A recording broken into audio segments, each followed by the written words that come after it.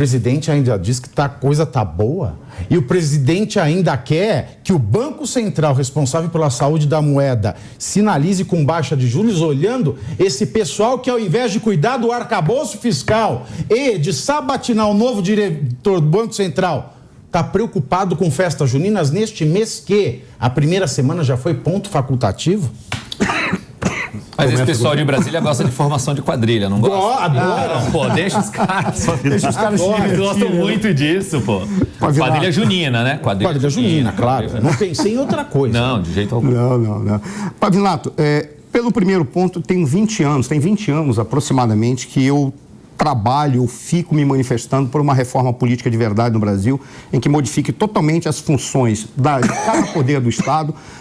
Reveja qual é a função de verdade dessa coisa que não passa de uma Câmara dos Deputados de luxo, que é o Senado Federal, senão fazer uma Câmara dos Deputados de luxo. Faz a mesma coisa que a Câmara faz, ainda atrapalha onde não deveria atrapalhar. Mas deveria ser revista, inclusive, a sua configuração e a sua forma e as suas atribuições. Mas isso é outra consideração, porque a gente vê aí, eles vão adiar porque eles têm que trabalhar com o seu reduto eleitoral, porque esse é um momento em que todo o nicho eleitoral está lá. Então eles têm que aparecer, têm que mostrar que são pessoas humanas, têm que chegar assim, pegar num pobre, desculpa, você é milionário, eu sei, mas eu só estou exemplificando, pegar num pobre e depois, meu Deus do céu, limpar a mão, porque ele tem que pegar no pobre na hora de que vai bater a foto.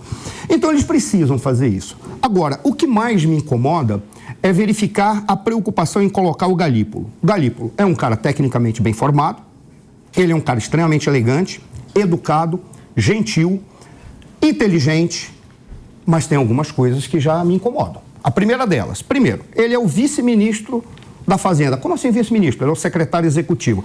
O Felipe, que já trabalhou com o ministério, sabe que o secretário executivo, na realidade, é quem trabalha.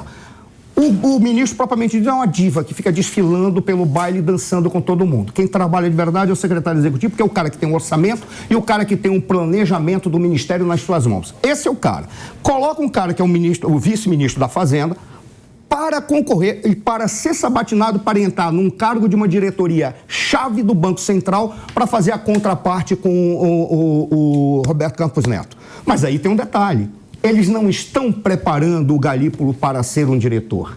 Eles estão esperando que ou o Roberto Campos Neto entre em depressão e se suicide com 4 facadas nas costas, ou então que ele, e por isso ele decida sair, ou então que em 2024 um outro candidato apareça e será o Galípolo. Por qual razão? Porque para Sua Excelência o presidente Lula é irrelevante se o Banco Central é ou não independente. O que é relevante é ter o cara dele lá que vai simplesmente receber pelo WhatsApp e dizer, faça isso. E ele faz. Olha que coisa curiosa. Qual foi a crítica que o Lula fez em relação ao Campos Neto, que está sendo demonizado como um homem que não permite que a economia brasileira cresça? Ele diz assim, como é que pode ter uma taxa de juros alta se nós temos uma inflação a 5%? Se a inflação estivesse galopando é que teria que ter uma taxa... Mas espera aí. Ela está nisso porque um cara que é responsável pela saúde da moeda está sendo sério, independentemente de toda a esculhambação à sua volta. E ele está fazendo uma coisa que, olha que coisa importante para a história do Brasil. Nós temos um sistema com 3 poderes do Estado, em que deveria haver um sistema de pesos e contrapesos. Como o Senado não é peso nem contrapeso para o Judiciário, que não é para o Executivo, o Judiciário não é para nenhum. Sabe quem está sendo o cara que garante o sistema de pesos e contrapesos no Brasil? Campos Neto, no Banco Central, porque o único indivíduo está dizendo, eu vou barrar qualquer poder absurdo, absoluto e intrusivo naquilo que me diz respeito. E você vai ter que trabalhar da forma correta. Só cai esse juro se você me mostrar onde vai estar a tua responsabilidade fiscal e onde que vai estar a reforma tributária. Porque eu não tenho como verificar se a moeda será saudável ou não, se nós permitirmos que você, caindo os juros, vai aumentar a inflação e depois você vai arrecadar em função, você vai gastar em função da arrecadação que você faz supostamente com esse investimento que virá em curto prazo, porque virá mesmo, mas depois é jogar a bomba para mais adiante. Além do que, já está nesse novo arcabouço a ideia que foi colocada, creio que pela Gleisi ou pelo Randolph, de colocar também o patamar da inflação. Se aumentar a inflação, vai aumentar a capacidade de gasto do governo. Em síntese, eles estão criando uma bomba para dizer assim, eu sobrevivo nesses 3 anos e depois o próximo governante que se exploda. Se for eu já tenho como resolver esse problema. Sabe como é que ele vai resolver? Sabe você que tem 600 milhões, porque quem tem 2 bilhões tem dinheiro preservado fora. Mas você que tem 200 milhões, 300, 400 milhões e tudo está comprometido nos teus ativos porque você produz aqui no Brasil, você vai dançar. Agora a culpa é sua, que ao invés de ir para o lado certo, de uma economia saudável e com uma política séria, com pessoas que iriam fazer um programa de governo, você apostou em aventura, porque é no teu bolso, ele não vai mais no bolso do pobre, que o pobre vai estar quebrado com uma inflação alta, a classe média não vai ter capacidade mais de se endividar, porque ela vai se endividar nesse primeiro momento, para suprir a demanda reprimida. Não à toa que vai ter o aumento da inflação, que vai ser benéfico para a arrecadação do governo, para ele poder gastar. É essa a bomba que está sendo feita. Roberto Campos Neto, parabéns, muito obrigado. É uma pena que esse é um país que não gosta dos seus heróis, porque o martírio dura até o próximo carnaval. Vamos dançar a valsa dos fundos. Em inglês, Waltz Funds. Né? Vai todo mundo no Waltz Funds. E aí, Nelson, a questão é, eu pergunto, a AGU do Bessias, a Advocacia Geral da União, que tem aquela Procuradoria da Democracia, aquela coisa inútil que foi aberta para combater as fake news em matéria de questões de Estado. Quando eu vejo membros do governo dizendo que tinha que ter abaixado, o arcabouço foi aprovado. Fake news! Tá, não foi. Não foi.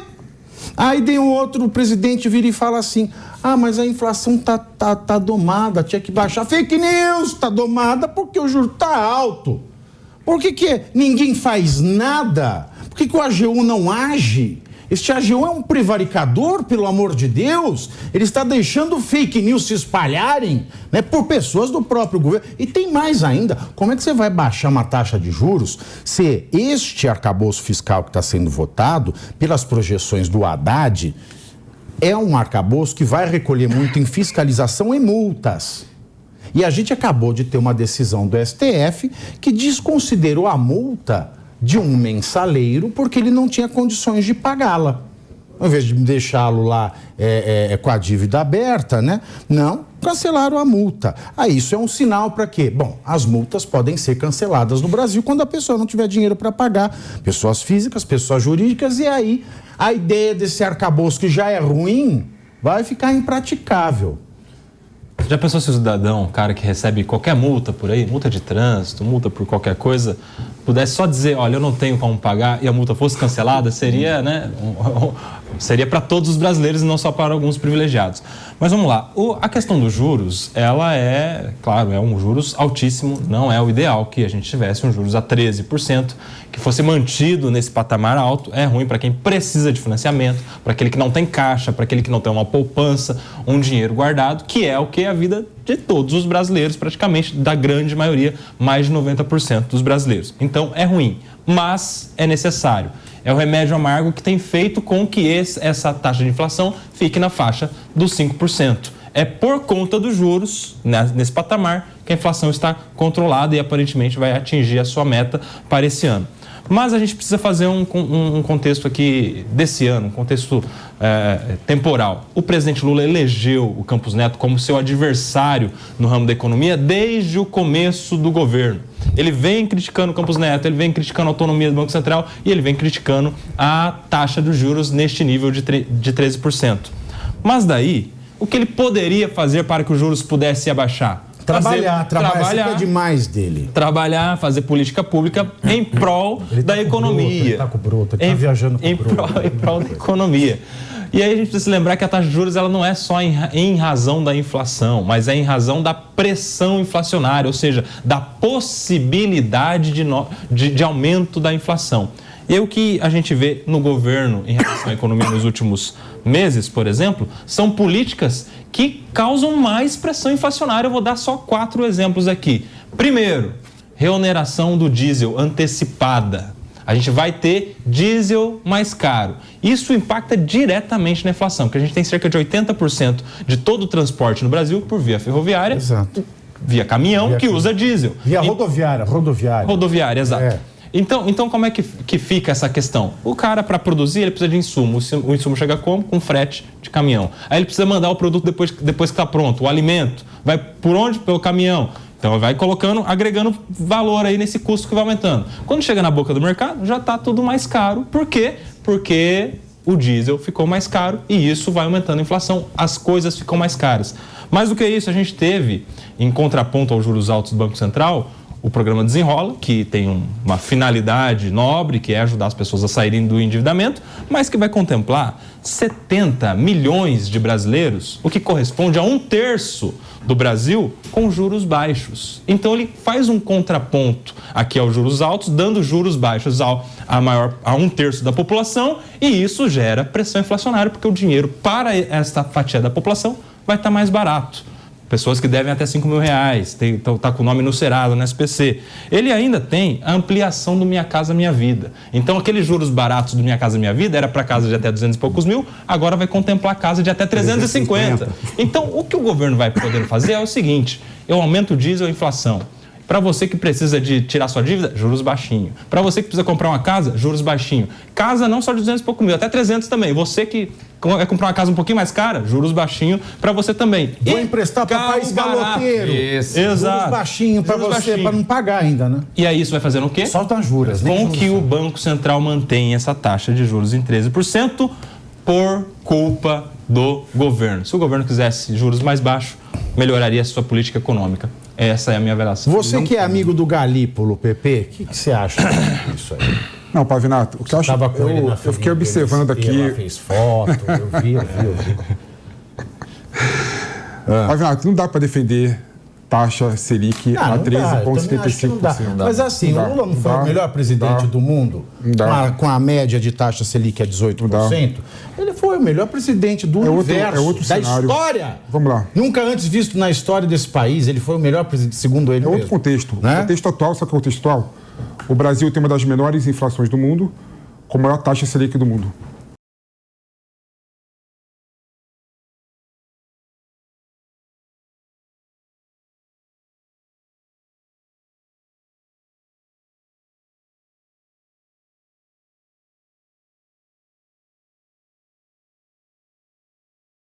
De 10%. Quando o Banco Central coloca a taxa de juros a 13,75%, o que ele faz? Ele faz com que o empresário, a iniciativa privada, não invista em alimento básico. Então ele ajuda a não ter projetos de infraestrutura no Brasil. Porque faz mais sentido para o empresário colocar dinheiro em renda fixa, né, colocar dinheiro em título da dívida pública do Brasil, do que investir em infraestrutura. Então, assim, o Banco Central, para o pessoal entender aqui de casa, o Banco Central, quando coloca a taxa de juros a 13,75%, o que ele faz é evitar a universalização do sistema de saneamento básico no Brasil e a implementação de projetos de infraestrutura. Aí, termos práticos. Vamos lá. Esse juros de 3,75% surgiu em 2022, né, em novembro de 2022. Que a inflação estava em 8%. Ou está errado lá, ou está errado agora. Que o cenário é muito mais favorável. Né? Não dá para defender que acertou lá atrás, em novembro e setembro, quando a inflação estava realmente 8%, quase em 2 dígitos, e falar que a taxa de juros está boa agora. Não. Está errada, agora está errada. Será que você não acha que o governo expansionista agora não se... Agora é o seguinte, agora o que eu acho... O que eu acho saneamento básico. O que eu acho é o seguinte, Pavinato. Porque o saneamento básico, Lula tentou destruir. Quem que ia investir? Se no dia 1º de janeiro, no dia 1º de janeiro, o Lula pegou o novo marco do saneamento básico e destruiu. Aí foi um tempo até o Congresso decidir. O Lula errou.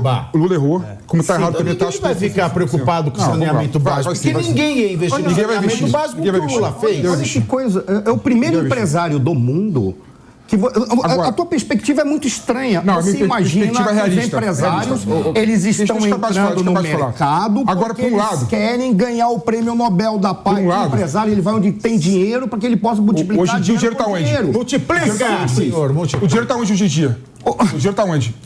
Não está no Brasil porque os caras estão indo embora, cara. Amigo. No rentismo, professor. Agora, não, mas sabe qual é o agora uma coisa certa também. O governo tem instrumento para pressionar de forma institucional o presidente do Banco Central. Qual é esse instrumento? Quem define a banda da inflação é o Conselho Monetário Nacional. Então, se fizer a reunião do Conselho Monetário Nacional, que é composto pelo ministro da Fazenda, ministro do Planejamento e o presidente do Banco Central, o governo consegue aumentar a banda da inflação E com isso, o Campos Neto não terá outra opção a não ser... E é bom aumentar. E aí é ótimo, né? Daí a gente fica em inflação lá em cima e a gente vai para 20%. Num contexto, em um contexto... Olha a solução do Felipe. Você aumenta a banda da inflação, aumenta a banda da inflação. Entra na banda do povo.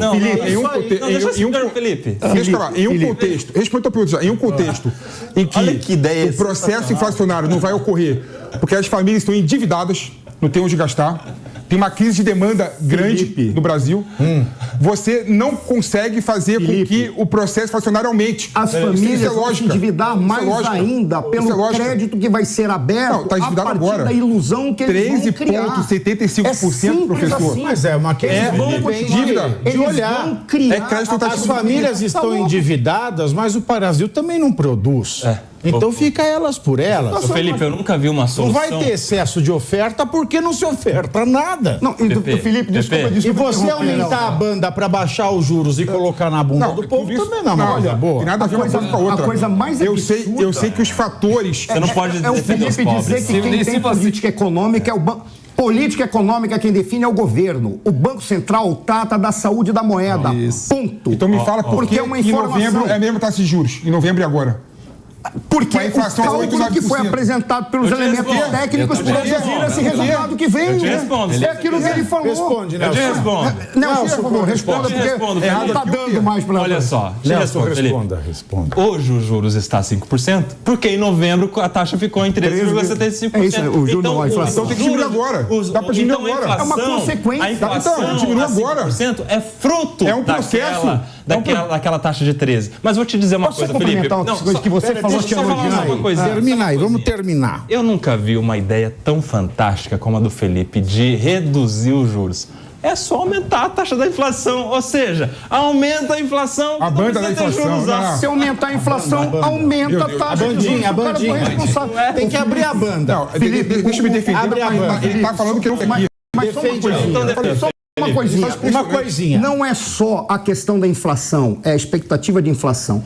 Por qual razão ele não reduz? É porque quando não tem totalmente estruturado qual vai ser a política econômica, qual vai ser a âncora fiscal, qual vai ser a reforma tributária, ele não pode permitir que tenha uma queda, porque virá a inflação. Como o Nelson falou, lá atrás, só está agora porque lá atrás ele segurou. Isso é consequência do que ele fez. Nós vamos entrar no 7º mês do governo. Não ter uma resposta ainda sobre a âncora fiscal é muito grave. Agitar o Deus dará. E o presidente está onde? Tá na Itália, tá curtindo a vida doidada com o broto. Os fatores do processo inflacionário... Em setembro não havia uma pressão imensa por aumento de gastos públicos. Era um outro governo que tinha um outro viés. Agora, quando o Lula assumiu, o Lula primeiro já falou, o teto de gasto já era, esquece isso aí, nós vamos gastar o dinheiro público. A pressão de gasto de dinheiro público faz com que se mantenha essa taxa de juros. E o próprio governo, olha só, quando o governo vai captar dinheiro no mercado, ele paga uma taxa de juros de longo prazo. O próprio governo está pagando uma taxa de juros alta de longo prazo. O próprio governo está concorrendo com um empresário que não consegue pegar esse dinheiro a 13,75 porque o governo paga muito para ele mesmo arrecadar. É o modelo de governo que o PT está implementando que faz o empresário não colocar dinheiro no saneamento básico. Diferente do governo anterior. E está absolutamente certo do empresário. É o modelo. Basta que o governo faça o dever de casa, cidadão. Basta que o governo despressione o gasto público para que a próxima reunião do Copom, porque ela não indicou que baixe o juros, mas pode fazê-lo em agosto. Quando vai ter a próxima reunião do Copom, ela pode o fazer. Então, basta que o governo faça o dever de casa, ao invés de afrouxar o arcabouço fiscal, como está sendo feito, foi feito no Senado agora, está tirando vários itens fora do arcabouço fiscal, ou seja, está dando uma perspectiva de aumento do gasto público. Por isso, a taxa de juros está em 13,75% e por isso a inflação está em 5%. Se baixa a taxa de juros irresponsavelmente, por exemplo, como a taxa de juros americana é de 5,25%, o cara vai pegar o dinheiro e vai botar nos Estados Unidos, que é mais seguro. Sim.